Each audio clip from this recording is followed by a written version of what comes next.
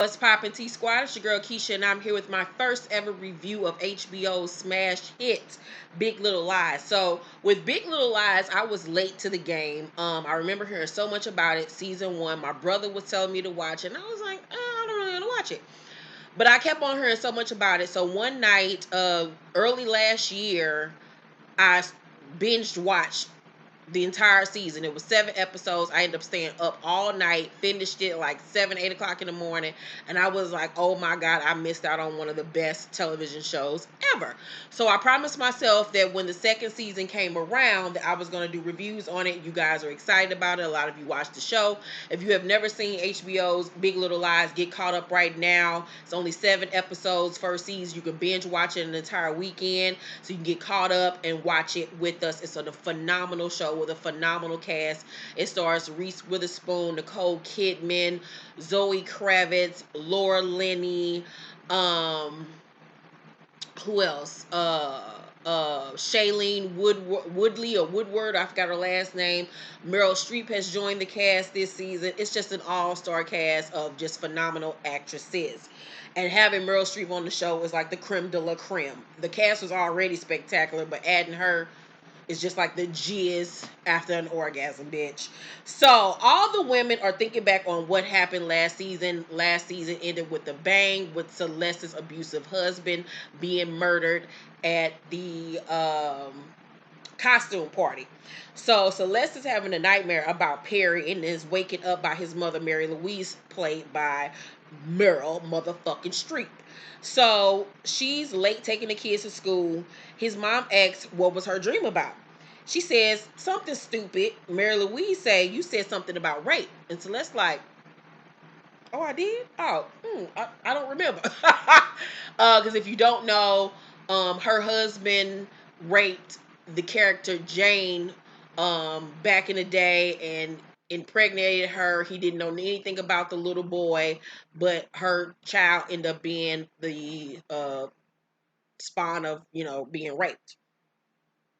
So on the way to school, her badass twin boys in the backseat fighting. One of her little twins is like psychotic crazy like his damn daddy because he's seen his father abuse his mother, so he thinks that that type of behavior is okay. And last season he was beating up on Renata's little daughter. I mean, fucking her up, like abusing the shit out this little girl. But nobody knew who did it. They thought it was Jane's son that did it. So she can't get them to settle the fuck down because they don't listen to her. They only used to listen to their daddy. But Mary Louise was like, shut up! Like they got it together real quick because she has that bite like her son. So now we see where Perry kind of got like some of his cuckoo cuckoo from his damn mama. Um, Madeline is obsessing about the new school year because she's all about the look and everything. Madeline is by far my favorite character. I live for Madeline. I think my favorite character is Madeline. Then it's a tie between Celeste and Renata. Like, because Renata gives me life too. So all the ladies, it's the first day of school. All the ladies gather in like the quad area. They hug each other because they haven't seen each other all summer. The other parents are like watching them because everybody knows what happened last, school year. They just don't know that they actually murdered him on fucking purpose. So Madeline goes over to talk to Bonnie and her ex-husband Nathan. Bonnie isn't really here for talking and excuses herself from the conversation. Madeline's like, what's her problem? And Nathan says she's been like this for a while now, like she's just been in this funk. And Madeline was like, oh, okay. Because Bonnie was the one that pushed Perry down the steps to save the other women because he was beating their fucking ass. So Renata tells the new school teacher to watch out for Emma Bell because last year she was being bullied really bad. I mean, she just giving this man the biz. That black man was looking at her like, bitch, you can get the fuck out my face. So Madeline tells Celeste and Jane that Bonnie is off. And she tells Celeste that they need to talk to her ASAP because, we done all told this lie, bitch, and we can't have one bad apple fucking it up for the rest of us. So they go for coffee, and Madeline sees Mary Louise there sitting by herself. She goes over to speak. And she asks her how she is. And Mary Louise say, my son is dead. Like, what the fuck? How the fuck you think I feel? And Madeline remembers like, oh shit, I forgot we did kill her husband. I mean her son. Because Madeline is all about Madeline. So Mary Louise says, you're very short. I don't mean in a negative way. Maybe I do. I find little people to be untrustworthy. You strike me as a wanter. There are people who are or there are people who are content with what they have. Then there are others who just want. And I was like, Meryl Streep, you better act the fuck down, ma'am. If there was ever a biography made on me, bitch, Meryl Streep will fucking play me. I don't give a fuck if she white. That white woman can act the fuck down. Her character read Madeline ass for filth, and I was like, give me the crazy. She's going to win all the awards during the award season. I already see it the fuck coming. So Madeline looking at her like, bitch, who the fuck you talking to? Mary Louise say, I want Perry back. I want to know what happened that night. I want to ask you, but I doubt I'll get the truth. Will I? And Madeline said, your son lost his balance and fell, bitch. Like, drop it. So Mary Louise said, yeah, that seems to be the company line. And so Celeste didn't walk up at that point. They say goodbye. They go to the car, and Madeline basically tell her, bitch, you better get your mother-in-law together because I don't really like the way that bitch was talking to me. So Celeste goes to see her therapist, who she hasn't seen in a while. She tells her about the nightmares she's been having, and she tells her about how in the last dream she was dreaming that she was strangling Perry, and she calls herself a monster. And the therapist is like, do you see yourself as a monster? She says she feels responsible for the accident. She feels if she wouldn't have chosen that night to leave Perry, he'd still be alive. And the therapist say, even in death, his message lives on. And Celeste say, what message? The therapist says that you're to blame, but you're not to blame. Like, she's been so mentally and physically abused that she still feels like she's the cause for all of Perry's actions, which is the furthest thing from the truth. But that's what mental and physical abusers do to you. They make you feel like everything is your fault. So the therapist asks her if she's seen anyone, and Celeste's like, no, I'm just focusing on my boys or whatever. She's like, I think you need to see someone. So she was like, so you basically telling me my happiness depends on me being with a man? She was like, no. What I'm saying is, you're still married, but your husband is dead. AKA, you're still living life like a battered, abused, married woman when your husband is 6 feet in the ground. It's time for you to move on. You're still living life like an abused woman, and you're still living life like you're married still. Like, you got to let go. So we then see Bonnie running. She's jogging or whatever while thinking back on what happened that night. She returns home, and Nathan like, where the fuck you been? I've been trying to contact you for 2 hours. She got an attitude, child. She don't want to be bothered because she's dealing with a lot. And she tell him, I just need space. Just let it be. Leave me the fuck alone. So Jane is at her job at the aquarium, and I just want to know what the fuck is going on with Jane's hair. Can somebody out the crew take her to Philip Blanc or take her to Vidal Sassoon or some shit? Cause that black hair, that damn choppy ass bang bitch, the greasiness hair of the hair, it just I hate her hair, bitch. I hate it. Can Madeline please give her a makeover? Cause she looks horrible. So one of the kids asks, how come the prettiest things sometimes are the most dangerous? And I was like, bitch, if that ain't a word. She, however, wasn't able to answer the question, but this little cute little hottie named Corey that worked with her answered the question. I was like, do we see a potential love interest for Jane? So Nathan runs into Ed and tells him about Bonnie and how she been acting really standoffish and shit, and how he don't know what to do. So he asks him to talk to Bonnie and take her out to lunch or whatever to talk to her. And Ed says, something is telling me that if you're seeking out the husband of your ex-wife to lead the communication charge with your new wife, then much, aka, you're the problem. Nathan did not want to hear that shit. He was like, why you gotta be so snide? You're a fucking snide prick. And I was like, but really, in all honesty, you sound crazy going to your ex-wife husband to talk to your wife. And you're older than her. And you can't even talk to her or handle your wife. Child, Nathan, you don't grow the fuck up. So he stormed the fuck out because he mad, child. Just like a perpetuant, overgrown ass, childish ass man. So Madeline, Nathan, and Abigail are talking to a Stanford admissions rep. And Madeline is talking Abigail up in her little condescending way. And Abigail like, girl, I don't even want to go to college. And Madeline looked like, excuse me? what the fuck you just say? I know you're about to embarrass me in front of this nice white man. So she like, no, I don't want to go to college. And Madeline like, you're going to college. And Abigail said, you know what kids do when they go to college, Mom? They drink. They fuck. If you want me to go to college so bad, how about you go to college? She get up and leave. And I was like, see, y'all should have fucked Abigail up last season, bitch. I don't know why ain't nobody punched her in her fucking mouth. But in all honesty, I mean, if she don't want to go to college, why are you trying to make her? So Madeline asked Nathan if he and Bonnie knew that she didn't want to go to college, and he was like, no. She was like, bullshit. She been with you all fucking summer in Tahoe. She blamed him and Bonnie or whatever and push him or whatever. He like, you're hitting me. You're hitting me. Madeline then goes to her job at Sotheby's and she sees Mary Louise there and finds out that Mary Louise trying to get her a little apartment. She's trying to stay in fucking town. And they can't have Mary Louise up here sniffing around to find out what the fuck really happened to her son. So Madeline, which is my bitch, checks Mary Louise about how the fuck she was talking to her earlier that day. Mary Louise is like, I apologize. You just remind me of this girl that kind of fucked me over back in the day. Both y'all short and perky and bitch shit. And Madeline is still looking at her like, okay, bitch, you still weird as fuck, but I. So Jane is living her motherfucking best life, bitch, dancing on the beach because she is free of her demon, aka Perry. She is not held hostage by her rapist anymore. And she runs into Corey. And he asks her, are you on the spectrum?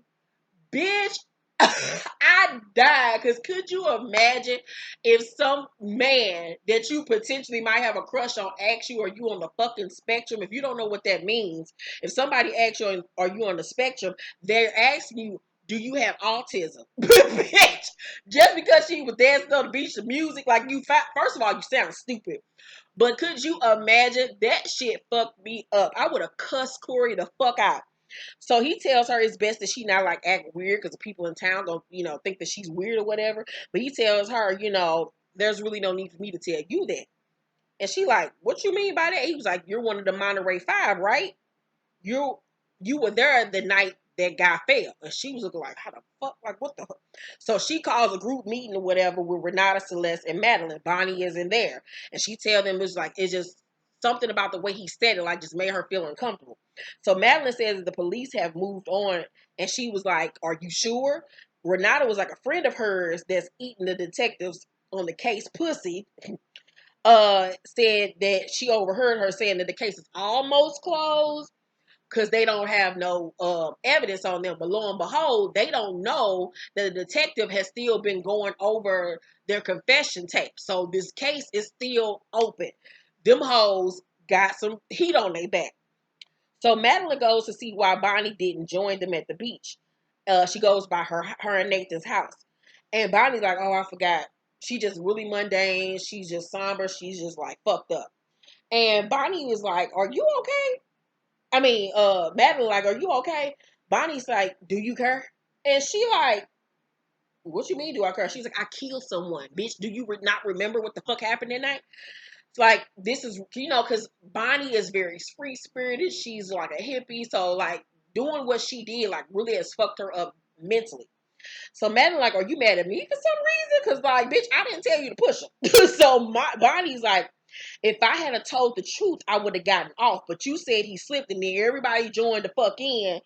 And I don't understand why they all didn't just tell the truth. I understand that they were trying to protect Bonnie, but he was abusive. You know what I'm saying? Like, they had the therapist. Everybody's, was kind of like, she could have got off. They could have been in the free. But because of Madeline lying, they did fuck them all over. Madeline was like, that was us trying to protect you. Bonnie was like, I can't even talk to my husband or kid about this. I have to just swallow what the fuck I did. Madeline said, you can talk to us. And Bonnie was like, it don't really feel like it. And Madeline was like, bitch, you been in Tahoe all summer. It's not like I could just put the shit in the Gmail. So then Nathan steps outside. Bonnie was like, bye, girl. She walks in the house. Madeline then goes inside to talk to Abigail. She asks what's her plan if she's not going to go to college. And Abigail say, I want to work for a startup that helps the homeless. I got an offer to work in June. I'm going to take it. There are 4 million homeless people in America. And Madeline say, I don't give a fuck. I don't give a fuck about no goddamn homeless people. And I was like, Madeline, bitch. So they start arguing back and forth. And the daughter was like, why you want me to go to college so bad? You didn't even go to college. She was like, exactly, that's the point, because I didn't go to college. You're going to go, because if you don't, you're going to end up doing nothing. And I hate when parents put their shit off on their kids. College is not for everybody, especially in the day and age that we live in. And there's so many ways to make money and to build companies for yourself that you really honestly don't need college. I'm a perfect example of that. To be who I am, I've never gone to a college. I've never taken a course or anything like that. And I have been very successful. When it came to my own son going to college, it was firm that if you don't want to go to college, then what is your plan? You know what I'm saying? I've never been that parent that felt like you had to push college on your kids, because it could be a waste of money. It's so many people that I've known that gone to college and got master's degrees and ain't working. Don't even fucking have a job. Or they're in a job that they fucking hate. And now they got all this debt and they're in jobs that they fucking can't stand. So college to me ain't for everyone. I've never been the type of person that felt like you had to go to college to be somebody. So Celeste and Jane are out having drinks, and Celeste asks her why she hasn't been cashing the checks, because, the insurance money or whatever. She was like, your son deserves that money. He was one of Perry's kids as well. She was like, I just don't feel comfortable. Like, that's just like rape money. And she was like, that's not the case. Like, your son deserves that money. Jane asks her, does she hate her because she knew Perry was married? She didn't know Perry was married to her, but she did know he was married the night they hooked up, even though he raped her. And she was like, no, I don't hate you or whatever. I don't. So Jane asks her, is she glad that he's dead? And Celeste's like, it's complicated. And so then we see her arrive home, and she's sitting and she's thinking back on all the good times her and Perry had. Because her and Perry, to be honest, did have a very strange dynamic. He had these moments where, that's like with any abuser, but he was the type of abuser where he was very charming. He was very sweet. And they had the type of relationship where he was abusive, but the abuse always tended to lead to sex. So it was like their appetizer, before sex. It was like the precursor to sex for them until it became to be too much. Like he was actually like fucking her up at some point. So, and it's like, where do you draw that line between pain and pleasure? And I think that's kind of like what fucks Celeste up, because, like I said, they would fight and he would slap her. She would slap him the fuck back, and then they would fuck. But then we got to the point where he was like dog walking her ass. So it was just like, whoa, whoa, whoa, whoa. So, like, I love the questions and the thoughts that they put in your mind when it came to Celeste and Perry's relationship. So, Mary Louise has made dinner for her and the kids or whatever. They sit at the table and the boys start arguing or whatever. And then Joshua, crazy ass, poke his brother in the arm with a fucking fork. And Celeste is like, what the fuck is you doing? Like, stop, don't you do that. And I was like, you ain't seeing right now that your son crazy, bitch? So, he's like, I just miss dad or whatever. And then Mary Louise go on this tangent about how she saw this man that was with his sons and how mediocre he was. And she looking like, how the fuck your mediocre ass still on this earth and my Perry is dead. Her and her son had a strange dynamic, and I can't wait to find out more about how Perry was raised by Mary Louise. Like that whole dynamic, because she seemed like she's cuckoo crazy and she fucked up her son. But Meryl Streep has been acting her ass off. So she tells them that after she saw that man, she screamed. Like she just needed to release all her anger. And so she shows them how she's screaming. So she lets out this loud wail. And Celeste and the kids are like, oh, grandma crazy. Celeste was like, man, Louise, like, stop. Bitch, what you doing? So she's like, I'm sorry, I'm so sorry. So Bonnie takes a walk and stops at the police station. I was like, don't you walk your ass in there and tell on everybody, bitch. Take your ass the fuck back home and take a Xanax and go to bed, Bonnie. So the detective, like I said, has been looking over the confessional tapes or whatever.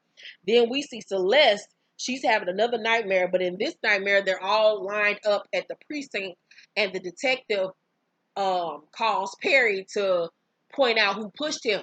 And she wakes up screaming because she thought that the dream was real. And she wakes up screaming, I'll kill you. I'm going to kill you. And Mary Louise runs into the room and comforts her. And as she's hugging her, she says, so who are we planning on killing? Ah! Mary Louise is on y'all motherfucking asses, bitch. You need to start locking your doors so that bitch can't run in there every motherfucking night, Celeste. Child, Big Little Lies started off with a bang. I give tonight's episode an A. This season, look, it's going to be another stellar season. They're going to sweep award season like they did their first season. The show is so good. If you are not watching it, get caught up right the fuck now. My merch is down below. Cop you some immediately. My new book, Sicko Mode, is on sale. You can purchase it at www.arthurkeishairvin.com. That link is down below. If you guys have any questions for me and Monique Show, since you asked, email us at since-you-asked1@gmail.com. That email link is down below, as well as all of my social media links. Remember, on Fridays, you guys, I go live on IG for Love After Lockup. So make sure you follow me on IG so you can watch my live reviews on Love After Lockup. Remember, also next week I'm going on vacation from Tuesday to Friday. So my reviews for Black Ink Crew Chicago Post and Grownish will be up later that weekend. I love you guys so very much. Thank you for watching this video. Make sure to thumbs up this video, like, and subscribe. And I will see you on the next video. Bye.